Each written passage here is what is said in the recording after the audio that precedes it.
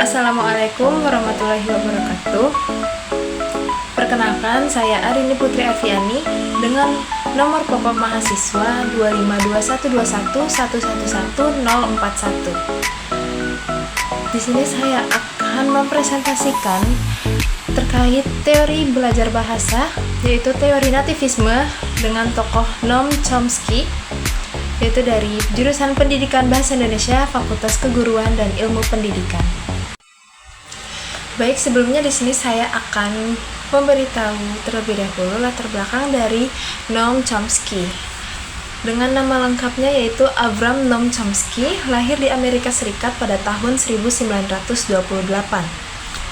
Chomsky dianggap sebagai bapak linguistik modern karena gagasan-gagasannya tentang kompetensi bahasa dan tata bahasa universal. Sebelumnya, apa sih teori belajar bahasa? Teori belajar bahasa yaitu pendekatan atau model ilmiah yang menjelaskan bagaimana manusia memperoleh, mempelajari, dan mengembangkan kemampuan berbahasa.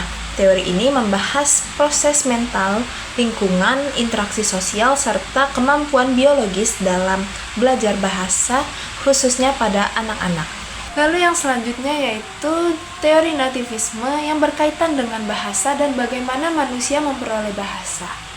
Seperti yang sudah ada di PowerPoint, yaitu ada 3 poin utama dari teori nativisme, yaitu yang pertama, bahasa sebagai kapasitas bawaan.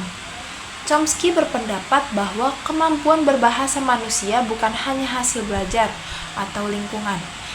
Chomsky percaya manusia dilahirkan dengan potensi bahasa yang ada dalam struktur biologis otak. Adapun struktur mental bawaan yang disebut dengan Universal Grammar atau UG, yaitu seperangkat prinsip dan aturan dasar yang mendasari semua bahasa manusia. Lalu yang kedua ada Language Acquisition Device atau LAD, yakni Chomsky mengemukakan bahwa konsep LAD ini yaitu mekanisme kognitif bawaan yang memungkinkan anak-anak mempelajari bahasa dengan cepat.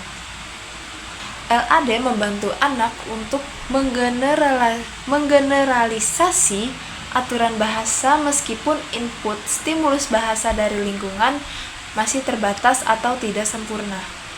Lalu yang ketiga ada kemiskinan stimulus atau poverty of the stimulus. Salah satu argumentasi Chomsky yakni input bahasa yang diterima anak-anak saat belajar bahasa ternyata masih terbilang miskin, tidak lengkap atau masih tidak sempurna, tetapi anak-anak tetap mampu memahami struktur bahasa yang kompleks. Dikarenakan input yang masih terbatas, maka hanya struktur bawaan UG dan LAD yang menjelaskan bagaimana seorang anak bisa mencapai kemampuan bahasa yang kaya dan kompleks. Selanjutnya yaitu ada kreativitas bahasa dan implikasi. Menurut Chomsky, pengguna bahasa tidak hanya meniru kalimat yang pernah didengarnya. Mereka bisa menciptakan kalimat baru yang belum pernah mereka dengar sebelumnya. Hal ini menunjukkan adanya proses internal kreatif yang berbasis struktur bawaan. Lalu yang terakhir, implikasi filosofis dan biologis. Karena bahasa dianggap sebagai kemampuan biologis, Chomsky juga membuka diskusi tentang hubungan antara linguistik dengan kognitif, bagaimana pikiran manusia struktur dan bagaimana struktur ini memungkinkan pembelajaran bahasa. Teori nativisme ini merupakan perlawanan terhadap behaviorisme, seperti teori Skinner yang menyatakan bahwa bahasa dipelajari semata-mata melalui stimulus dan respon dari lingkungan. Lalu masuk pada pembahasan yang terakhir, yakni kritik dan kelemahan dari teori nativisme Chomsky.